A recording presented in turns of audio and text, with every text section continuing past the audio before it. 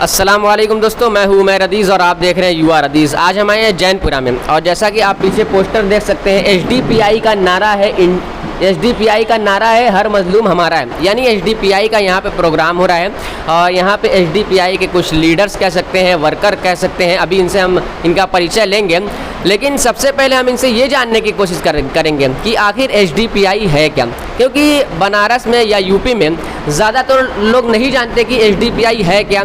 सबसे पहले तो मैं आपका इनका फुल फॉर्म बता दूं कि एसडीपीआई मतलब social democratic party of India. तो अब इनसे सबसे पहले ये जानने की कोशिश करते हैं कि आखिर एसडीपीआई कब बनाई गई, किस मकसद से बनाई गई, क्या वजह थी, क्या इनको दूसरी पार्टियों पर भरोसा नहीं था। तो सबसे पहले सर जी आप अपना परिचय दीजिए। मेरा नाम शाबान करीमी है। मैं प्रदेश अध्यक्ष उत्तर प्रदेश के प्रदेश अध्यक्ष की जिम्मेदारी निभा रहा हूँ। तो आपसे यही सवाल कि यूपी में या बनारस में कह लीजिए कि एसडीपीआई को लोग नहीं जानते, बहुत कम ही ऐसे लोग हैं जो एसडीपीआई को जानते हैं। तो सबसे पहले आप एसडीपीआई की परिभाषा उनके सामने रखने की कोशिश कीजिए। देखिए, social democratic party of India, social democratic की अगर आप हिंदी में उसका अनुवाद करेंगे तो सामाजिक जो है सोशलिस्ट पार्टी होती है। देखिए, हिंदुस्तान जो है वो कई जातियों, बिरादरियों और मज़हबों में बटा हुआ मुल्क है। पार्टी क्यों बनाई जाती है? एक आदमी, एक फैमिली होती है, उसमें अगर किसी फ़र्द को लगता है कि उसके साथ इंसाफ नहीं हो रहा है या जो परिवार का आय है उसमें से उसको बराबर हिस्सा नहीं मिल रहा है तो फिर वो अलग हो जाता है और अलग होकर के फिर वो कोशिश करता है अपने हक हुकूक के लिए। सोशल डेमोक्रेटिक पार्टी अपने हक की बात नहीं करती है। हम ये मानते हैं कि इस मुल्क के अंदर राजनीतिक बेईमानी शुरू से होती है और अब तक जारी है। आज जो जब से देश आज़ाद हुआ तब से आज तक, उसकी एक वजह यह है कि आज जो जनगणना की बात हो रही है 1931 में पहली जनगणना हुई थी, उसके बाद से आज तक जनगणना नहीं हुई। क्यों जनगणना से पीछे भाग रही है सरकार? अगर सरकार की आय, जैसा कि सरकारी गज़ट में आता है कि पर व्यक्ति 1,50,000 रुपये है, तो उसमें तमाम भारतीयों का हक है ना। तमाम भारतीयों का 5 किलो गेहूं और 5 किलो चावल दे करके पर व्यक्ति 5 किलो गेहूं चावल दे करके संतुष्ट कर देना चाहते हैं और उस पर थैंक यू मोदी जी, उस पर शुक्रगुजारी प्रिंट। और दूसरी बात यह है कि जितने का थैला और एडवर्टाइज करवाया है उससे कम कीमत का अनाज बांटा है इन्होंने। मतलब वो ऐसा लगता है कि जैसे किसी के साथ एहसान कर रहे हों और मोदी जी का अपने बाप का खजाना हो। जी, आपने एक बात कही कि जब किसी को लगता है कि मेरे हुकूक मुझे नहीं मिल रहे हैं तो वो अलग हो जाता है और अपने हुकूक को पाने की कोशिश करता है या पाने के लिए लड़ाई करता है। तो ऐसा कब आप लोगों को लगा और क्या वो हुकूक है जो आप लोगों को लगा कि हमें नहीं दिए जा रहे हैं? मॉब लिंचिंग हो रही है, धर्म विशेष की शिनाख्त करके मॉब लिंचिंग हो रही है। ऐसा है या नहीं है? एफआईआर लिखा जा रहा है, यह तलफी हुई या नहीं हुई? एक कौम को डरा करके, खौफजदा करके गुलाम बनाना चाहते हो, यह तलफी है नहीं है? बहुत सारे लोग इस मुल्क के अंदर भूख से मरते हैं, यह तलफी है कि नहीं है?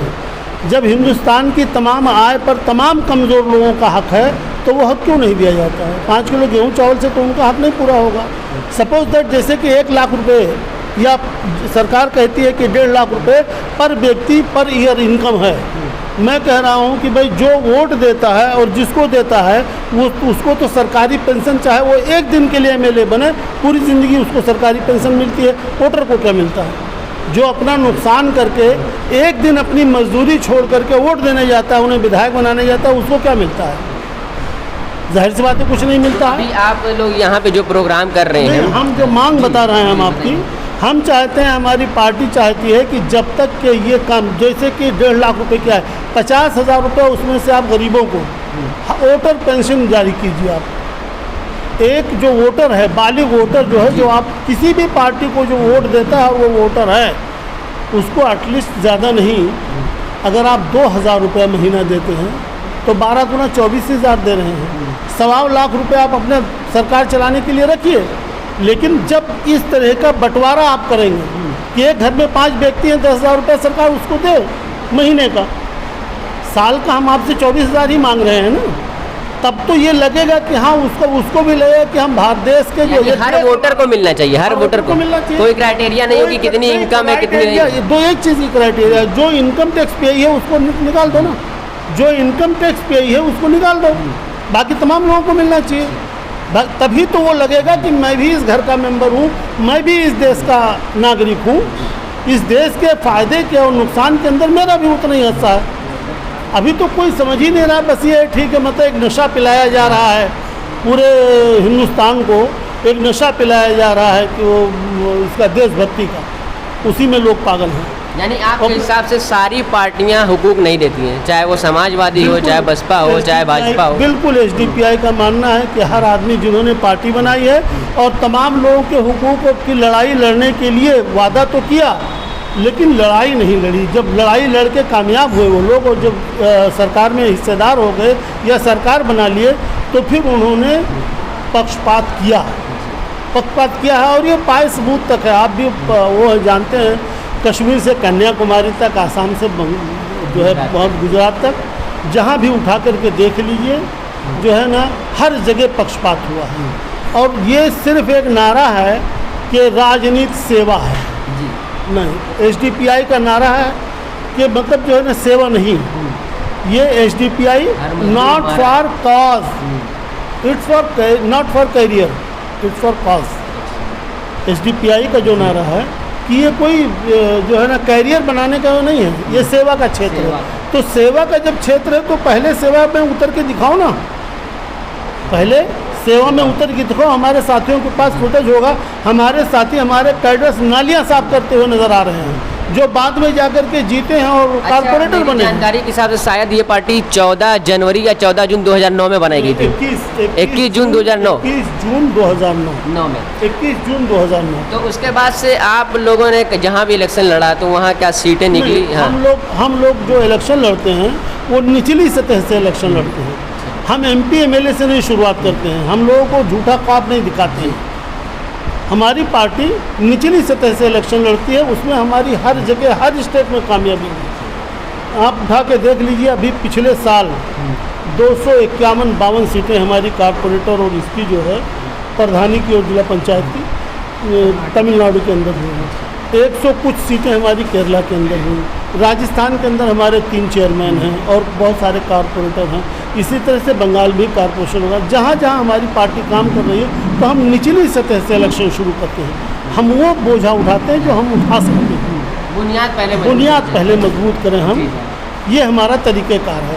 हम इंशाअल्लाह यहाँ पर आइंदा आने वाले कारपोरेशन के इलेक्शन में अच्छी वो देंगे, आप इंशाअल्लाह अच्छा रिजल्ट देंगे आपको इंशाअल्लाह। तो ये बताइए कि यहाँ पे अभी ओवैसी साहब भी आ रहे हैं 2022 इलेक्शन में, तो उस पर क्या कुछ कहना चाहेंगे? क्योंकि जो भी मुस्लिम पार्टियाँ आती हैं उसको ये कहा जाता है कि ये बीजेपी एजेंट है, या तो ये कहा जाता है कि ये वोट काटने के लिए आते हैं, हिंदू मुस्लिम में बंटवारा कर देंगे ये। इस बात पे आप क्या कहना चाहेंगे? देखिए एक बात बताऊँ आपको जी, वैसे तो हम किसी पार्टी के बारे में कमेंट नहीं करना चाहते, ये हमारा राइट है।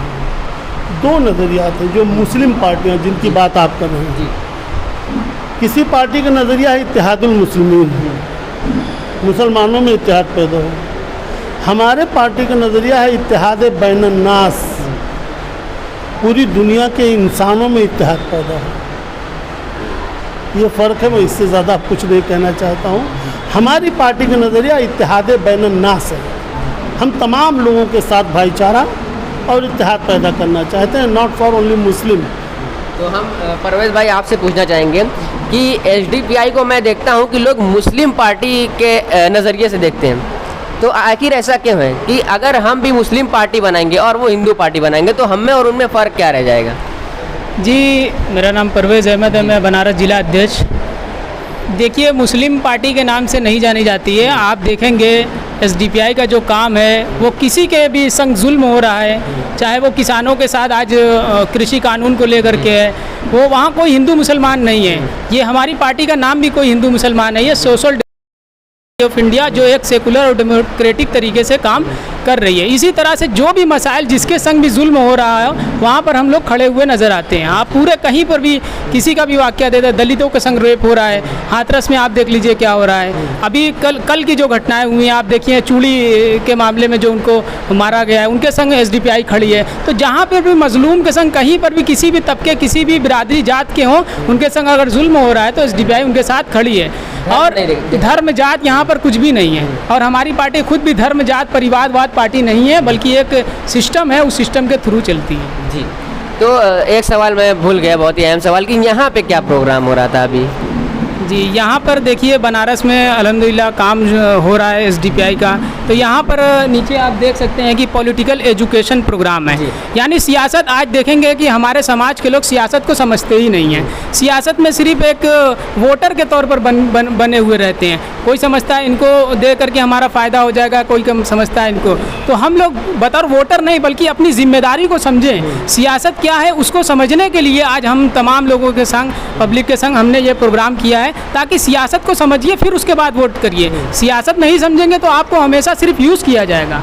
तो आप यूज़ होने वाले मत बनिए, बल्कि अपने हक और अधिकार क्या है उसको समझ करके आप वोट करिए। चलिए, बहुत बहुत शुक्रिया। 2022 इलेक्शन पे भी अगर आप कुछ बोलना चाहेंगे कि आप किसका सपोर्ट कर रहे हैं, SDPI किसका सपोर्ट कर रही है, क्या वो AIMIM का सपोर्ट करेगी या नहीं करेगी, या फिर किसकी गवर्नमेंट आएगी, या फिर भाजपा की आएगी, या फिर वो आप भाजपा से खुश हैं या नहीं हैं? अगर भाजपा से नहीं खुश हैं तो वजह क्या है? हम अपनी बात करते हैं, हम किसी से ना खुश हैं और न किसी से नाराज़ हैं। सारे लोग अपना अपना काम कर रहे हैं, हम भी अपना काम कर रहे हैं। हमारा कोई दुश्मन नहीं है इस देश के अंदर।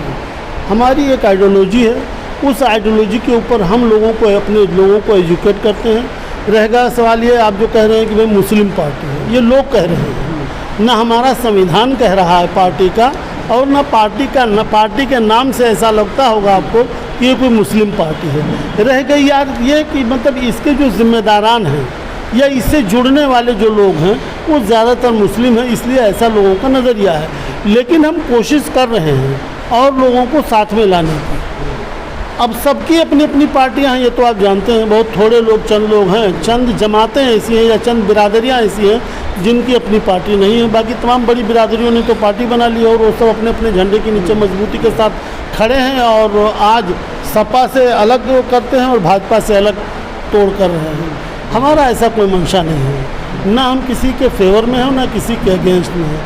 अभी हम अपना काम कर रहे हैं। जब उस लायक होंगे, जब हमारी कौम उस लायक होगी और कुछ लोगों को दोस्त बना करके अपनी मजबूती कायम कर लेगी, तब हम मशवरा करेंगे कि आगे हमें किसी का साथ देना है या किसी का। भी तो हम सिर्फ जुल्म के ख़िलाफ़, हम जुल्म का विरोध कर रहे हैं। जालिम चाहे कोई भी हो, किसी भी नाम से हो, हमारा काम है जुल्म का विरोध करना। अभी मैं बैठा था, विकिपीडिया पे पढ़ रहा था कि आपका पॉपुलर फ्रंट ऑफ इंडिया से क्या रिलेशन है? वही जो एक इंसानी दोस्त का होता है, वो अपने अच्छे प्रोग्रामों में हमें बुलाते हैं, हम जाते हैं। और उसमें हम ही नहीं, कांग्रेस वाले भी आते हैं और माननीय मुलायम सिंह भी जा चुके हैं और बहुत सारे लोग जो राजस्थान के लीडर नेता आते हैं। जहाँ जहाँ वो प्रोग्राम करते हैं तमाम पॉलिटिकल पार्टियों के जिम्मेदारों को बुलाते हैं। जैसे लोग जाते हैं वैसे हम भी जाते हैं। अब लोग उनको, वो एक मुस्लिम तंजीम है, अब ये समझते हैं, लोगों ने ये मशहूर कर दिया है कि social democratic party Muslim party. Muslim कोई पार्टी मुस्लिम या हिंदू पार्टी नहीं होती है, सामाजिक पार्टी, ये सामाजिक पार्टी है। तो अब उसको जोड़ दिया गया और सरकार को एक वो चाहिए, मतलब जो है लोगों को दबाने के लिए कोई को उभरने ना पाए, तो इसके लिए वो जोड़ देते हैं, जोड़ा करें। अब कहीं तक तो, कहीं से कहीं तक तो साबित नहीं कर पाए हैं आज तक कि भाई सोशल डेमोक्रेटिक पार्टी या PFI का कोई संबंध है। ठीक है, वो भी हिंदुस्तान में काम कर रहे हैं, भलाई का काम कर रहे हैं, अच्छा काम कर रहे हैं। वो अपने मंचों पर या अपने कार्यक्रम में, जैसे हमें बुलाते हैं, मुलायम सिंह को बुलाते हैं, वो राजेश पायलट के लड़के, उनको बुलाया उन्होंने, सचिन पायलट को बुलाया राजस्थान के अंदर, बंगाल में बुलाया, हर जगह। यानी यहाँ तक कि कांग्रेस के वो क्या नाम है उनका, नैयर, वो भी आए, नायर, वो भी आए। तो सबको बुलाते हैं। उसी तरह से हम भी जाते हैं बहैसियत एक पॉलिटिकल पार्टी के। अब उनसे हमारा कोई लिंक जोड़ना, ये तो बेवकूफ़ी है। चलिए, बहुत बहुत शुक्रिया आप लोगों का, और उम्मीद करता हूँ कि ये वीडियो आपको पसंद आया होगा। पसंद आया तो प्लीज़ लाइक करें, दोस्तों के साथ शेयर करें, चैनल को सब्सक्राइब करना ना भूलें। मिलते हैं नेक्स्ट वीडियो में। अल्लाह हाफिज़।